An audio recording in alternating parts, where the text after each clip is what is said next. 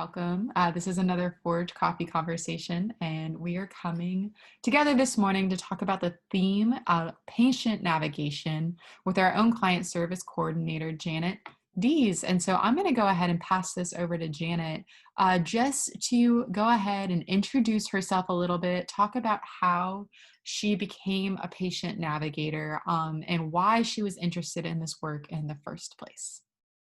All right, great, Christina. Thank you so much. And I appreciate those of you who are listening. Patient navigation is close to my heart because it's kind of cool that I have been able to be involved in navigation since kind of almost the beginnings of patient navigation. It's really not that old of a kind of nurse specialty.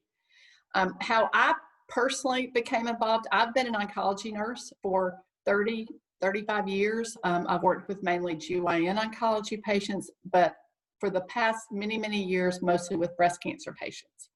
But years ago, probably about 15, 16 years ago, I was at Brookwood in administration, and one of the areas I had responsibility for was the cancer center.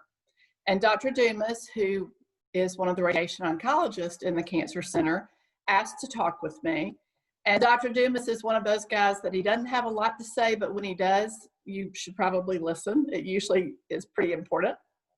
And he talked with me and said, I think we need in the cancer center a ombudsman. Now, I wasn't quite sure what that was, but when I looked it up, the official kind of definition of that, and you see it mainly in the business world or more specific customer service areas, it's someone who handles complaints or customer concerns. But the more we talked, the more I realized what he wanted was somebody to help his patients when they had barriers in their treatment process. And so it just so happened that at that time in my career, I was also looking to do something different. And this very much piqued my interest because of all the nursing roles I've had, in every one of them, the thing that I loved the most was being a patient advocate. And so it very much hit home with me, and I thought, yes, that's the kind of work I would love to be doing. So I started the role and saw that he was exactly right. We had patients that had all kinds of issues that made getting their cancer care way more difficult, whether it was transportation to and from their treatments, whether it was issues with their insurance, whether it was issues with their COBRA insurance while they were going through treatment and they couldn't work. A lot of people just had straight financial issues. So that was a great opportunity for me to really kind of learn the navigation role and how important resources are, resources such as Forge and other community resources. So that was kind of my first encounter with patient navigation. Thank you so much for sharing that, Janet. And, you know, something you mentioned was that you were kind of a part of patient navigation since the beginning. I'm wondering if you can expand on the history of patient navigation. Yes.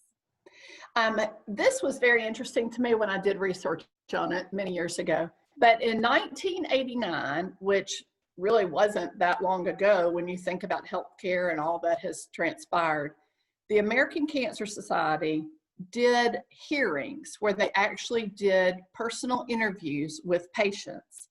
And they found some pretty eye-opening things for those of us that are in the oncology patient care world. They found out that lower income people, and at that time they actually defined it as poor people, that group of patients had significant barriers when it came to seeking and obtaining cancer care. Mm-hmm. They found that that group also suffered more actual physical pain than other people in the same type situations. Another really eye-opening thing they found was that those patients and their family members really sacrificed greatly to obtain and pay for cancer care. So it really became evident that something needed to change in the healthcare system. And I've been in the healthcare system most of you listening have touched the healthcare system in some way. It's a difficult thing, even when you sort of understand the process. So out of those hearings, the thing that developed was the first patient navigation program. And that program concentrated on helping patients overcome barriers from the time there was a suspicious finding until by further diagnosis or treatment, they could actually resolve that. So it didn't take them all the way through the healthcare continuum, but it did at least help them get into the system. And I cannot tell you how many patients I've had who said, I felt like something was wrong, but I couldn't get my healthcare providers to listen to me. I couldn't afford to get a mammogram. I didn't have anybody to take me to my appointments. So those things were the things they were trying to overcome. Obviously, over the years, patient navigation has expanded across the continuum, all the way from prevention to early detection, diagnosis, treatment, and into survivorship, which is what Forge really focuses on too, is the survivorship part. So that's kind of the history. And over time, it's become more and more important. It is mainly in the oncology world, but there's navigation really in all areas. And even things like the American College of Surgeons that accredits cancer centers has an entire section on patient navigation that they require, which shows the importance of that role in a cancer setting. Awesome, Janet. That's really cool. Thank you for sharing that. I didn't realize that it was a lot newer, I think, than I realized. Right. But that last point you made kind of touches on my next question, in that what qualifications or accreditations does a patient navigator have or need, and how does that look different than a nurse you would encounter at a hospital? Okay. Each health system does patient navigation differently. Some health systems just have RNs who do it. Some have, require an advanced degree for an RN to do it. Some use social workers. Some use, and UAB is a great example of this, some use just lay navigators, which are people who have some, basic qualifications, who have an interest, who have been trained by that particular facility to help navigate patient journeys. So it's different in any health system, but for nurses, in most hospital settings, nurses have very specific roles. They're a med-surg nurse, they're an ICU nurse, they're a labor and delivery nurse. So patient navigation is another one of those just kind of very specific nursing roles. Yeah, awesome. Makes a lot of sense. And you kind of mentioned this, but how would a patient get involved or get connected with a patient navigator at a hospital? And of course, it doesn't look the same at every same at everyone. But how would you even ask for that? Or when do you meet a patient navigator on your journey at a hospital in the healthcare system? Like you said, Christina, each health system again, and each state, every hospital system does it a little differently. Patients can always request a navigator. Oftentimes, another healthcare provider, a physician, a doctor's office, a surgeon's office, somebody else will recommend that patient to see the navigator. Sometimes case management in a hospital system will. I wanted to just share with everybody just that how the roles are done a little differently.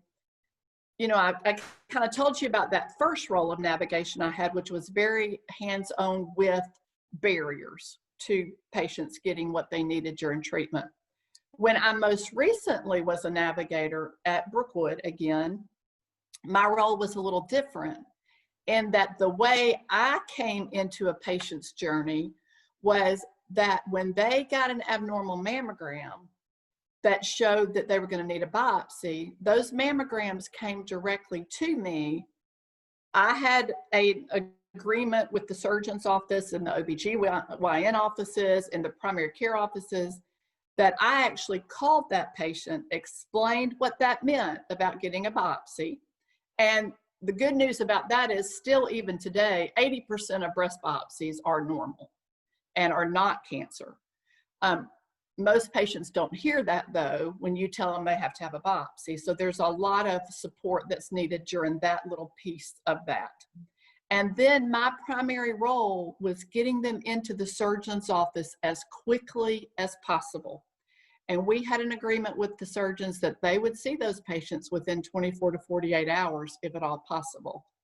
Because for those of you who've been through the breast cancer journey, for healthcare, other healthcare providers, that waiting period from the time you know you have an abnormal mammogram or the time you have a biopsy till you get your diagnosis, sometimes that is the most difficult time of a new diagnosis, is the waiting and not knowing kind of what's coming. So Brookwood had realized that there was a big gap there. And you know, from a truly business marketing standpoint, that's when health systems lose patients. If they're, you know, if they're not getting a call back, if they're not getting scheduled for a biopsy, then they're talking to their friends who say, hey, I went to so-and-so and had a great experience. So there's lots of benefits to the navigation program, not only because it helps patients get the care they need quicker, it also is good for health systems because hopefully they're keeping those patients within their system. No, it doesn't. It definitely sounds like a symbiotic relationship in that point. You're Right. right. And it's also something I think really beneficial when you do get to stay with the same providers who have your history and your information. So that does make a lot of sense. And you kind of answered this question, but I'd love it if you could expand on it a little bit about what a patient navigator actually does when they interact with a patient. So that may be letting them know about a biopsy, that may be kind of connecting them with surgery. Right. What are some other roles that the patient navigator actually practices? I think the couple of primary roles for a navigator, one is to be able to explain things in a way a patient can hear them and understand them, Mhm. but also to be that person that a patient feels very comfortable with asking for more information. So I think education is a huge role of a navigator. And sometimes the education is as simple as, when you go to have a biopsy, this is what's actually going to happen. When you go in there and they're going to make you lay on this table on your stomach, and they're going to raise up the table, and you're going to kind of feel like you're at a mechanic's office, you know, a mechanic's place. I mean, just to kind of give them a real sense of what's actually, you know, maybe they're going to experience.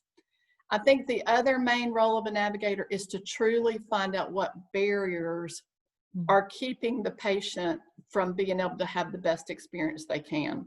Sometimes they're very small things, you know, little things like you might not think about, but it's like, I need somebody to help get my kids from school.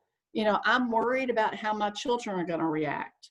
You know, I hate to ask people for help. I can't get, you know, somebody to drive me here. It can be a whole range of things. And I think a really good navigator is somebody who can really get to those issues that the patient needs help with that would make their situation better. Yeah, absolutely. I think it's a really incredible broad definition because it leaves a lot of Right. opportunities for the navigator to interact with the patient. So I know that a patient navigator often kind of interacts with the patient kind of in the beginning of their journey, but can a patient keep in touch with a patient navigator throughout their journey with the medical system? And like, what does that look like? When does your journey with a patient kind of end? Again, that can be different depending on kind of how that role is defined at that particular facility. But ideally, a patient could stay in touch with the navigator for their entire journey. And like I said, there's currently a lot of emphasis on survivorship for patients. And survivorship can be for a very long period of time. So hopefully the patient navigator has given direct contact information to a patient, and the patient feels comfortable at any point to be able to call back and say, hey, you know, now I'm through with radiation and now I'm getting chemo, and I realize there's some other things that I could use help with. Yeah. So hopefully they could stay in touch through the whole process. Yeah, that's helpful. I know that you did patient navigation and were at Brookwood for a long time. And I was wondering if you could share a meaningful story or experience about your time there working with patients. There are two that I think of specifically.